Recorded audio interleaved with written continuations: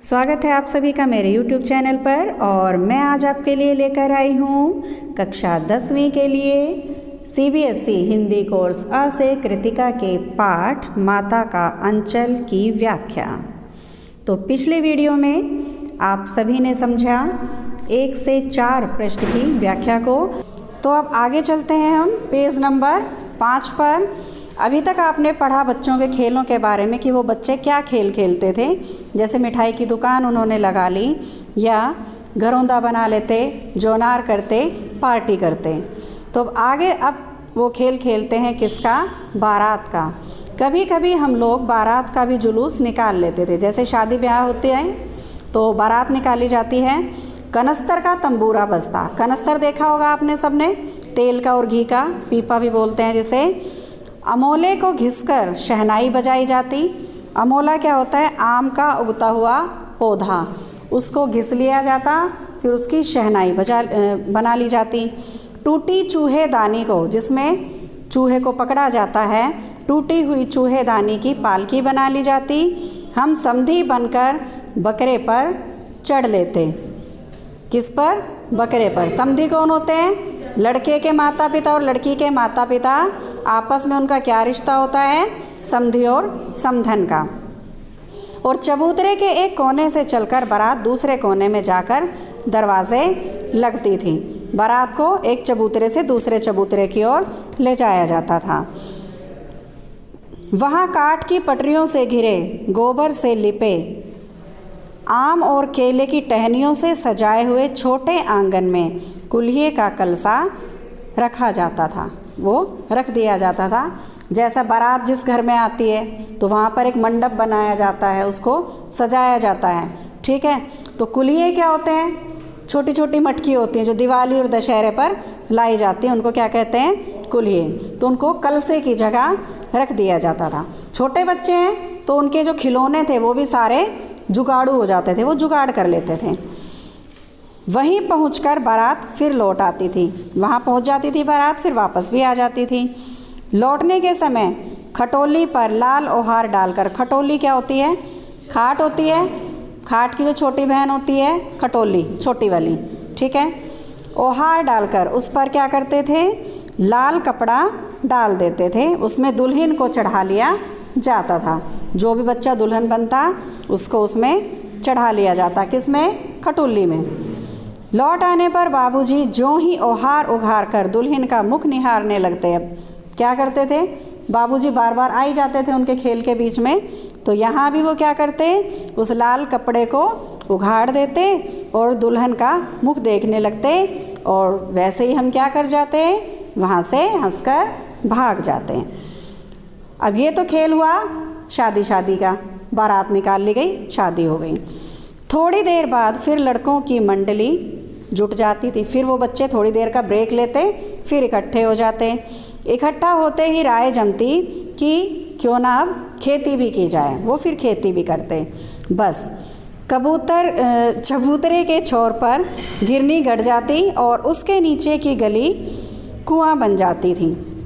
चबूतरे का जो छोर होता था, किनारा, वहाँ पर एक गिरनी गड़ जाती, ठीक है, एक कुआं बना देते थे वो अपनी तरह का। मूंज की बटी हुई पतली रस्सी में, मूंज की रस्सी होती है ये, ठीक है, उस पतली रस्सी में एक चुक्कड़ बांध गराड़ी पर चढ़ाकर लटका दिया जाता। पूरा एक कुएं का सीन बना दिया जाता था। और 2 लड़के बैल बन जाते और मोट खींचने लग जाते, कुएं में से पानी निकालने लग जाते। चबूतरा खेत बन जाता, चबूतरे को खेत बना लेते। और कंकड़, छोटे छोटे कंकड़ का क्या बना लेते? बीज। और ठेंगा हल जुआठा बन जाता। बड़ी मेहनत से खेत जोते और बोए जाते। बड़ी मेहनत की जाती थी, उनकी जो खेती बाड़ी होती थी उसमें फसल तैयार होते देर नहीं लगती। और हम हाथों हाथ फसल काट लेते।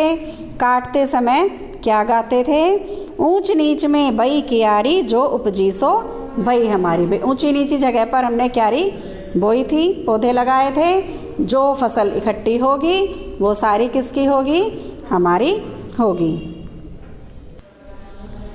फसल को एक जगह रखकर उसे पैरों से रौंद डालते थे। ठीक है, क्या निकालने के लिए? जो फसल बोई है उसको निकालने के लिए। कसोरे का सूप बनाकर ओसाते। क्या?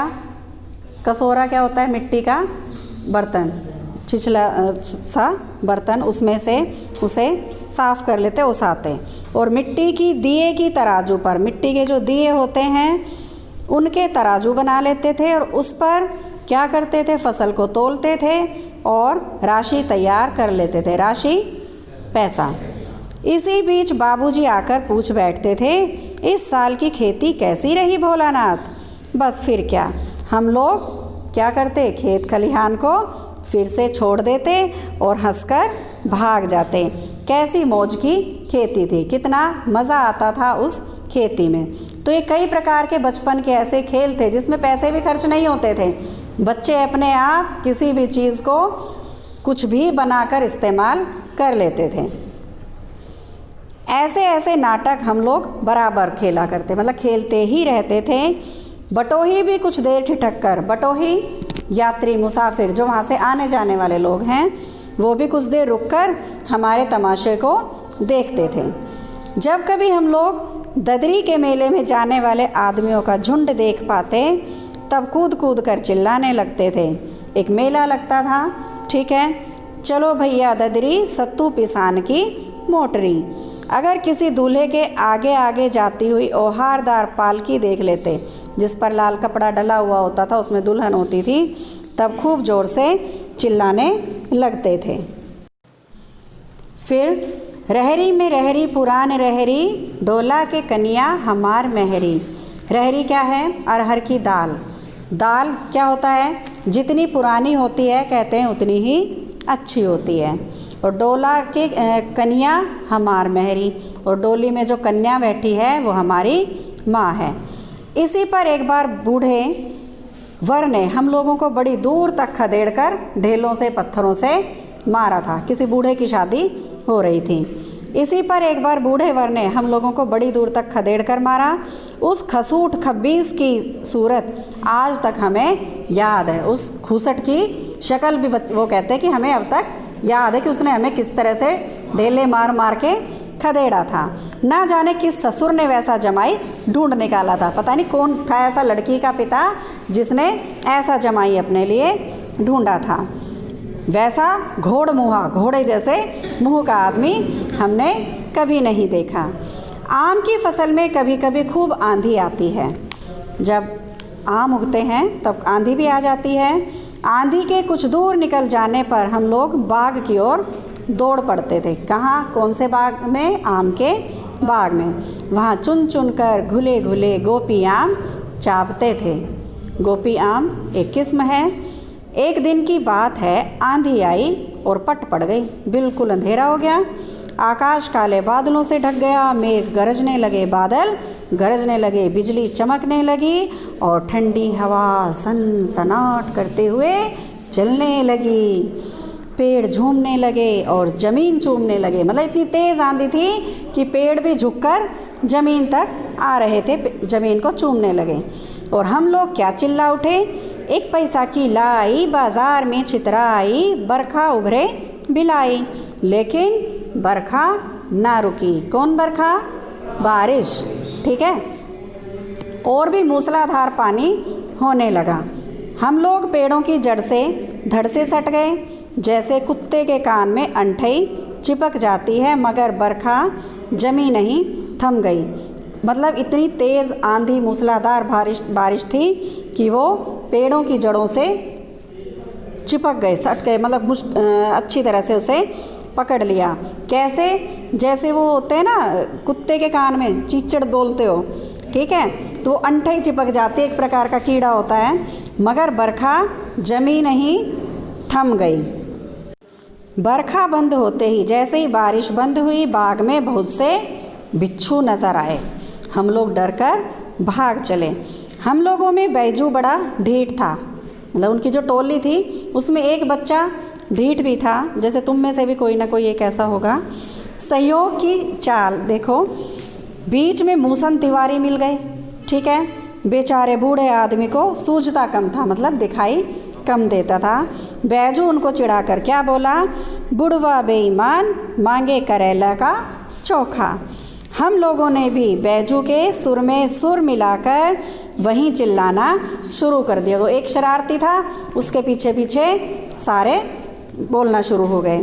मूसन तिवारी ने बेतहाशा खदेड़ा, मतलब बहुत उन्हें दूर तक खदेड़ा।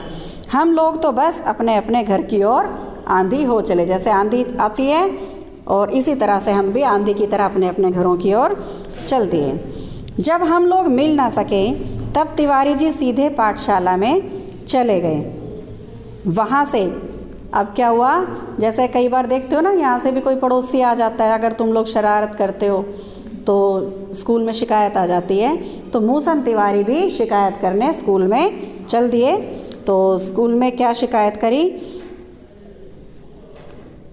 बैजू की और बाकी सारे लड़कों की शिकायत कर दी और उन सब की गिरफ्तारी का वारंट आ गया, पेशी हो गई ऑफिस में। ठीक है, वहाँ से हमको और बैजू को पकड़ लेने का गिरफ्तारी वारंट उन्होंने दे दिया।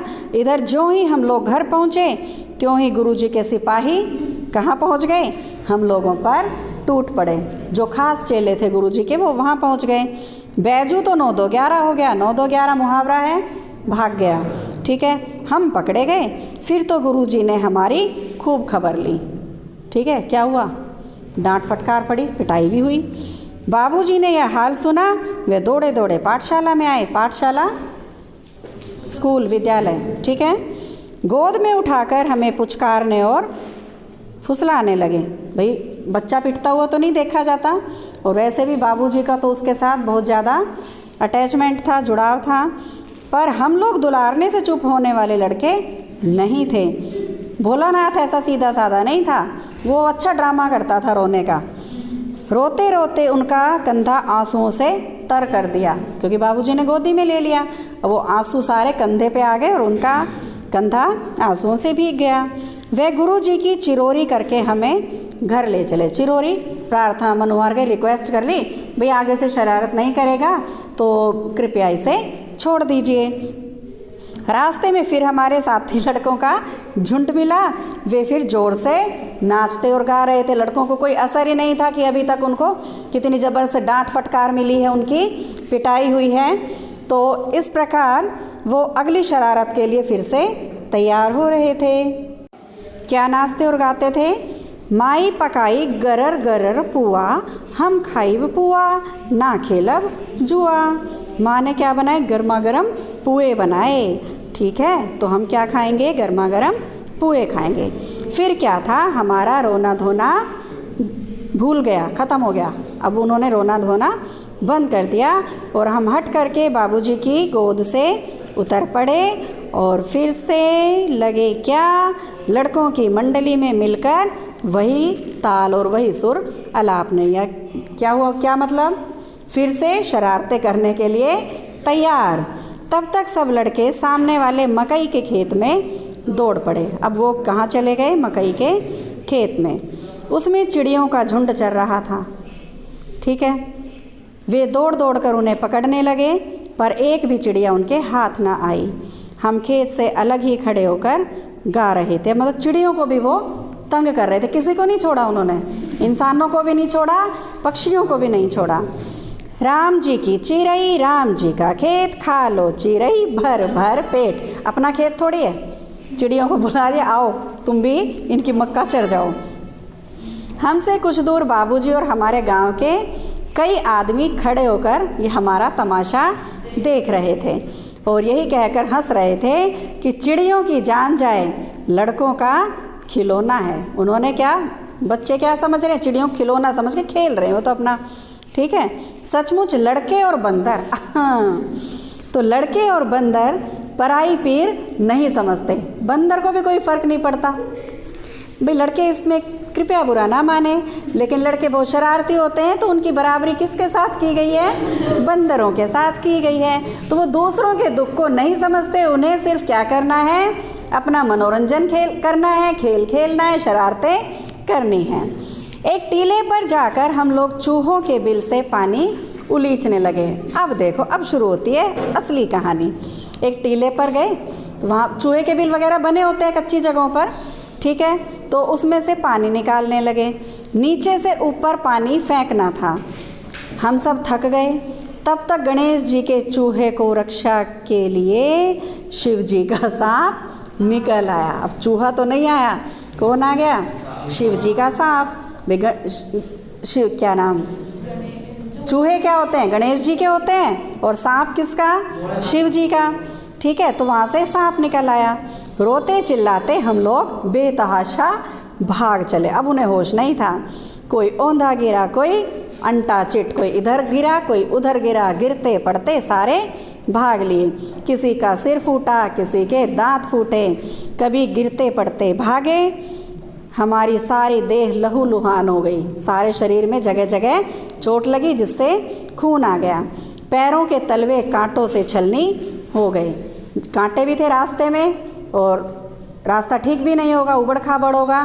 तो कांटे लगे पैर में, तो सारे क्या हो गए? कांटों से छलनी हो गए। अब सांप को देखकर तो अच्छे अच्छों की जान निकल जाती है, चाहे वो कितने ही शरारती थे, चाहे उसमें बैजू था, चाहे कोई भी था। सांप को देखते ही वो सारे उल्टे सीधे गिरते पड़ते भाग लिए वहाँ से। हम एक सुर में दौड़े हुआ है, मतलब नाक की सीध में भागते चले गए, पीछे मुड़कर देखा ही नहीं और घर में घुस गए। उस समय बाबूजी बैठक के ओसारे में बैठकर हुक्का गुड़गुड़ा रहे थे। बाबूजी बैठे हुए थे बैठक के बरामदे में, ठीक है, ओसारे बरामदे में, वहाँ बैठकर हुक्का गुड़गुड़ा रहे थे। उन्होंने हमें बहुत पुकारा, पर उनकी अनसुनी करके हम दौड़ते हुए अपनी मैया के पास चले गए। मैया, माँ को कहते थे वो। जाकर उसी की गोद में उन्होंने, किसने? भोलानाथ ने शरण ली। इतना डरा हुआ था कि वो माँ की गोद में बैठ गया जाकर। मैया चावल अमनिया कर रही थी। माँ क्या कर रही थी? चावल साफ कर रही थी। हम उसी के आंचल में छिप गए। हमें डर से कांपते देखकर वह ज़ोर से रो पड़ी। माँ ने भी देखा कि ये इतना ज़ोर से क्यों रो रहा है, तो वो भी घबरा गई और रो पड़ी, और सारे काम छोड़कर बैठ गई। अधीर होकर हमारे भय का कारण पूछने लगी। घबराकर बेचैन होकर पूछने लगी कि किस लिए डर रहे हो। कभी हमें अंग भरकर दबाती, मतलब ज़ोर से उसको कसकर भींच लेती ताकि ये और ना डरे, और कभी हमारे अंगों को अपने आंचल से पोंछकर हमें चूम लेती। जो खून मिट्टी जो लगा हुआ था उसके शरीर पर, उसे पोंछती भी जाती और हमें प्यार से चूमने भी लग जाती। बड़े संकट में पड़ गई। झटपट हल्दी पीसकर हमारे घावों पर थोपी गई। जब घाव देखे गए तो हल्दी जख्म भरने के लिए अच्छी होती है, तो घावों पर वो लगाई गई। घर में कोहराम मच गया, शोर मच गया पूरे घर में। हम केवल धीमे से क्या कर रहे थे? बोल भी नहीं पा रहे थे। प भी नहीं बोला जा रहा था, सिर्फ इतना ही वो बोल रहा था। कहते हुए मैया के आंचल में लुके चले जाते थे, लुके छिपे, ठीक है। सारा शरीर थर थर काँप रहा था डर के मारे। रोंगटे खड़े हो गए थे। हम आंखें खोलना तो चाह रहे थे, पर वे खुलती ही नहीं थी। हमारे कांपते हुए होठों को मैया बार बार निहार कर रोती और बड़े लाड से हमें गले लगा लेती थी। इसी समय बाबूजी दौड़े दौड़े आए। आकर झट हमें मैया की गोद से अपनी गोद में लेने लगे, क्योंकि ज़्यादातर समय वो किसके साथ बिताता था? बाबूजी के साथ बिताता था।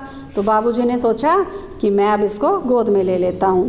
पर हमने मैया के आंचल की प्रेम और शांति के चंदोवे की छाया ना छोड़ी। लेकिन हम माँ की गोद से पिताजी की गोद में नहीं गए, क्योंकि माँ की जो गोद होती है वो प्रेम दिलाती है, प्रेम और स्नेह की होती है, होती तो पिता की भी है। लेकिन बच्चा जब कोई समस्या आती है तो वो माँ के पास ही जाता है। वो इतना डरा हुआ था कि वो माँ के आंचल में ही घुसा जाकर, और वहाँ पर ही उसे प्रेम और शांति का चंदोवा मिला और उसकी छाया उसे मिली। तो बच्चों, आप सब पढ़ चुके हैं माता का अंचल पाठ की पूरी व्याख्या और समझ चुके हैं अच्छी तरह से। और अब मैं चाहूँगी कि आप मेरे इस वीडियो को शुरू से लेकर आखिर तक ध्यानपूर्वक सुनेंगे और समझेंगे, और मेरे वीडियो को लाइक शेयर और सब्सक्राइब भी करेंगे। थैंक यू बच्चों।